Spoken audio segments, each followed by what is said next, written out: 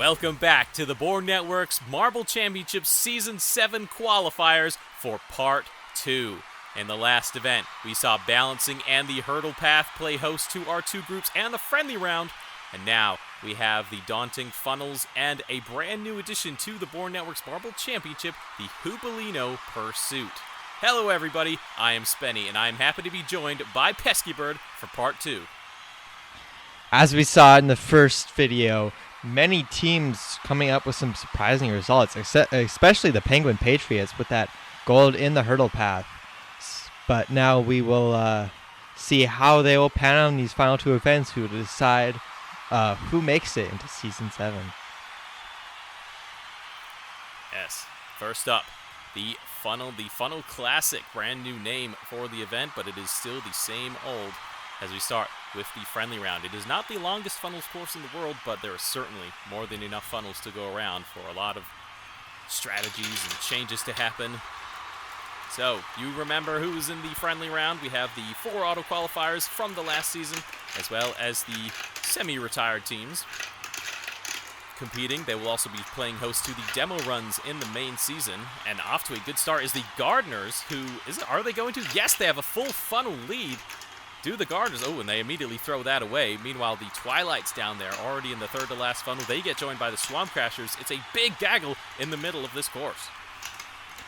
Yeah, the Twilight's not doing so good right now as we see the Hawkeyes now dropping through. Is that the Gardeners? They have fallen all the way down there, and they're recovering a little bit, but the Twilights, they will finish last, I believe. And there go the Gardeners, who fall so far down after having that early lead here. But up top, it is Team Watermelon, who actually have a great lead right now, and the Windbreakers are fighting around for the lead, but now they drop through, and who's that? Is that the... And this doesn't matter who got second place. Team Watermelon will win the heat. Yes, the reserve member for Team Watermelon, turns out, might be pretty good at the funnels. We'll see if that plays host to how they do in the main season, as they will definitely be in. No qualifiers here. Swamp Crashers, that was the team that got second. They have been doing very well this friendly round. First, second, and second. They almost have this friendly round on lock. Hawkeyes and Team Watermelon, the top 3 there. But now we get into the important stuff. Group A, Crossfires, Ultraviolets, Honey Badgers, and that is not enough time to name all of those teams, but you know who's in there. You've seen Part 1. Let's go. Who will be the first to fall through into the orange funnels, that translucent funnel? It is the Flaming Cobras. They will drop through. Yeah, as you see up top right now, that is the Draconics, who actually hold a decent position there. It was an unusual spot for them, but let's see how it'll pan out for them. And at the bottom there, one marble sticking out the rest. I believe that's the Crossfires there, not having a great time. And the Penguin Patriots are also down there as well. Up top, that is the Flaming Cobras, who have recovered up into first place. But now they get passed by the True Blue Club. I think we saw a marble fall off the course. My eyes may have deceived me. I don't know. I heard a big clang on the coming from the back of the course. Anyway, it is the Flaming Cobras, the first to fall through that translucent funnel. They are going to finish, second here. And True Blue Crew are going to win the funnels here in Group A. And we did! The Heartbreakers! They fell off. Let's see if the camera catches it here. Yes! Right there next to that graphic. Faker from the Heartbreakers. They're going to fall off, and that is 1 point in 3 events for the Heartbreakers, and they are out. Meanwhile, the Ultraviolets holding the lead, even with that disaster in there. As we now head to Group B, no rest for the wicked here. After a heartbreak in the first heat, we go straight into the next one here. And usually the order is divvied out in the first funnel here, but these orange funnels serve out so much chaos that it's really anything to go. So up top right now, Team Clarity just fell through in third.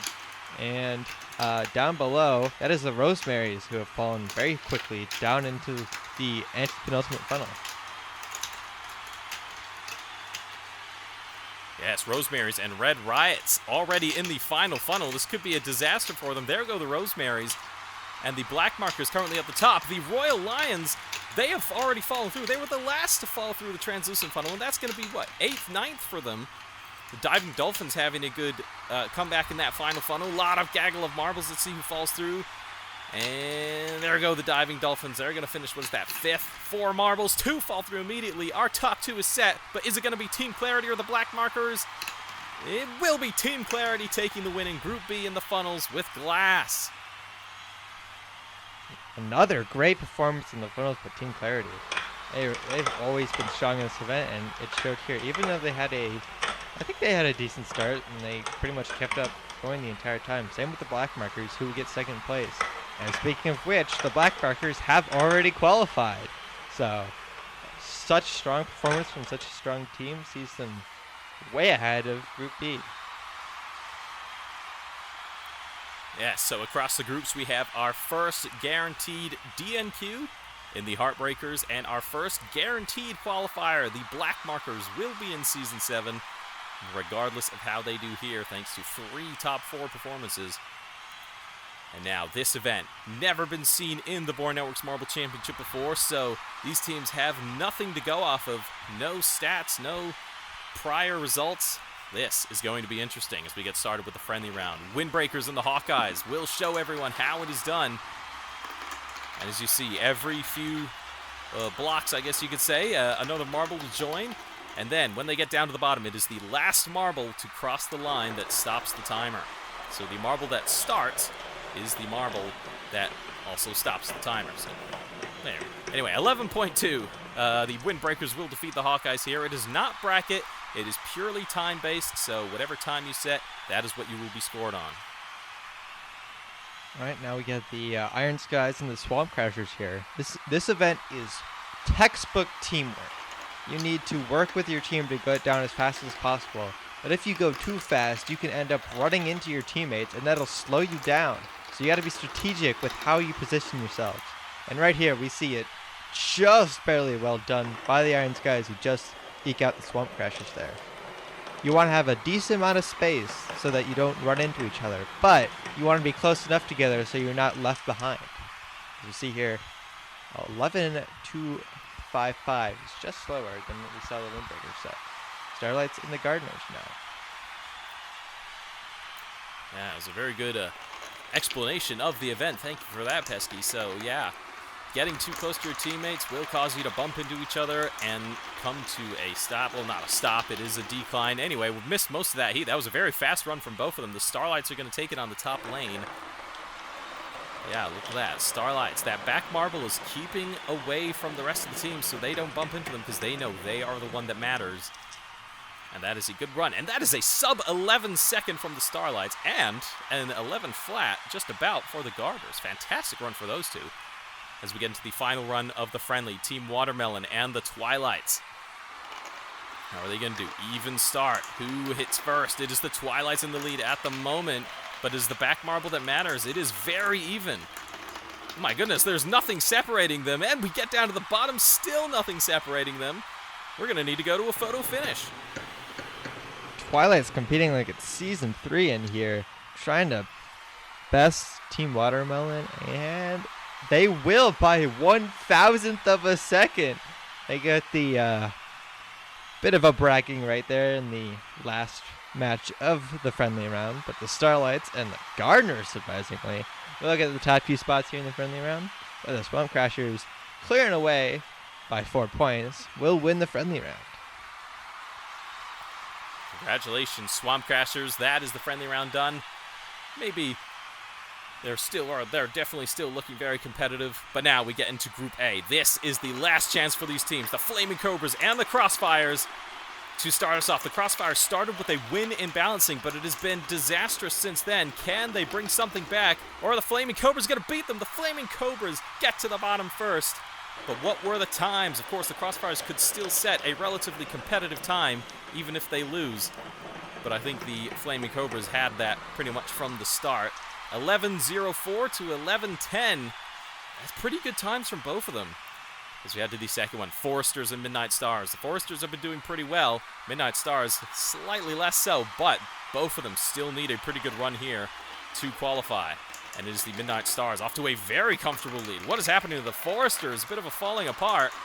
Oh, but the Midnight Stars, they start clashing into each other. The Foresters are going to take it. And this is the example of bad teamwork here. If everybody's trying to go fast and not working together to space out, they will all run into each other and all fall back. As we see here, still actually decently fast times that we saw compared to the friendly round, but just not that good of teamwork. Now, Team Mariana and the Penguin Patriots have a gold medal so far, but they still need a good performance to make sure that they'll make it in. Team Mariana, just a bit of a lead right now. Penguin Patriots are really strung apart, and one of them is way off the back, and it's just all over from there. That's an example of having good teamwork, but just being slow. Team Mariana, that's pretty well done there. At the end, they did get a bit strung out here, and they all fall into 4th and 6th respectively. Penguin Patriots just slow. Now, the Ice Chippers and True Blue Crew. Yeah, not a good way to end the qualifiers for the Penguin Patriots. True Blue Crew and the Ice Chippers here. Even starts. Of course, we have no idea who's going to be good in this event. But as the Ice Chippers, they're off to a lead. They barge into each other. True Blue Crew are going to take it near the bottom. That was so even for a long time. In fact, I think the Ice Chippers had it just until here. Look at this. Oh, look at all that contact from the Ice Chippers. Meanwhile, True Blue Crew kept perfect distance from each other, and that is going to be a sub 11 seconds from the True Blue Crew. True Blue Crew really want to qualify here, and they're doing a hell of a good job of it as we go to the Draconics and the Heartbreakers, two teams that need a good result here. Well, for the Heartbreakers, it's already over, so the Draconics really can't let themselves loose to the Heartbreakers here, and they currently have a lead. The Heartbreakers are falling even farther back. The Draconics will win, and that is the end of the qualifier, or the end of a pretty disastrous qualifiers for the Heartbreakers. Our team from the JDL, the Junior Duo League, not very good. Lucky not, they are not last, so they will get another point. But now, the Ultraviolets and the Honey Badgers, the last heat of Group A. Ultraviolets, they are sitting in that first spot, but they're not guaranteed qualification yet. So they do need a good result here to make sure they make it in once again. Now, the Honey Badgers are getting a good lead so far here. Ultraviolets really slow, but in the end, are they going to close it up? No, they're not. The Honey Badgers are going to get the win over the Season 2 champion there. All of the other JDL teams seem to be struggling, but the Honey Badgers are showing us a good performance. Well, I say that. That's only 8th and 11th for the Ultraviolets. Of course, the final classification will be revealed at the end of the video for the suspense, but that is 11th for the Ultraviolets. Could that spell the biggest disaster that we have seen in the Bourne Networks Marble Championship qualifiers? We will see as we head to Group B. We start with the Diving Dolphins in the Emerald Skies. The Diving Dolphins started with a medal, then got a dead last, and then a mid-pack, so it couldn't be more inconsistent for them, but if they have a good result here, they might be able to salvage it, and they're going to beat the Emerald Skies here, our Season 6 hosts. They haven't had the best qualifier, and I dare say that time may not cut it. Yeah, just all slow there, though. Still faster than a lot of the times we saw in Group A. Diving Dolphins, nearly perfect 11s around the board. They probably sit in the middle of the standings here as we see the Berry Blasters and Team Clarity. Two teams who medaled in the last event and are definitely looking to get right back into the competition here. Berry Blasters with a really fast start. Team Clarity trying to catch up right now. They're very strung out. Berry Blasters, oh, they stall out. Can Team Clarity capitalize? They will! And it all came apart for the Berry Blasters there. They had perfect teamwork until the end there, where they all got bunched up, going way too fast. Team Clarity, being just perfectly strung out enough, was able to just barely get by 5/100ths of a second there. Blackmarkers and Roseberries now. Blackmarkers auto-qualified already, but the Rosemaries are still looking for slot in. So, will the Blackmarkers go easy on them? It doesn't look so far. Rosemaries are really just slow here. Blackmarkers keeping the foot on the gas, cruising to another win. Yeah, there was some very heavy contact for the Rosemaries near the end there. Right there, look at that. That marble came to a crawl 11.3 to 11.1. The black markers, they want to stamp their authority on Group B, and it looks like they have. Now, here's a big match. The Red Riots and the Alpha Hunters. You may not think it. Both of these teams are in the danger zone at the moment, so if either of them has a good run, it could spell success for them. And at the moment, the Alpha Hunters, they're having a good run. Oh, the Red Riots catch up, but they make contact. The Red Riots are going to lose to the Alpha Hunters here. But how did the times look? That is the important question. Of course, Alpha Hunters with serious bragging rights here regardless.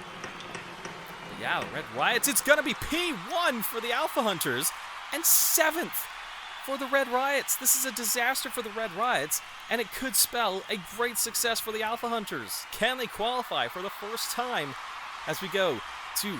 Actually, this is an interesting matchup. This is a mentor versus a junior. Team Horizon versus their JDL counterparts, the Fire Tridents. Oh, and Team Horizon is absolutely destroying their juniors. Oh my goodness, that is probably the biggest margin we have seen. Yeah, goes to show, being a former champion definitely has its merit over the youngsters. So experience does happen to triumph sometimes, and Team Horizon will actually go up to the top, beating the Alpha Hunters time, meaning the Alpha Hunters have a little bit less of a chance to make it, but they're still in a good spot. Can the Wayfinders or the Honeybees or whoever is on the bottom lane come up with a... That is the Royal Lions, Pesky, but don't worry, it's going to be close between them. In fact, it's going to be very close. Don't worry, there are so many teams that have the same uniform, I don't blame you. But it looks like the Wayfinders are just barely going to take it over the Royal Lions. And what are the times? 7th and 8th for them, respectively. That could spell an interesting end to this qualifier. The Team Horizon are going to take it. The Alpha Hunters with a silver. Team Clarity with a bronze. All the way down the Red Riots in 10th. Rosemary's Fire Tridents. That is the end of the qualifier, everyone. Thank you so much for watching. It is time to find out who will be in Season 7.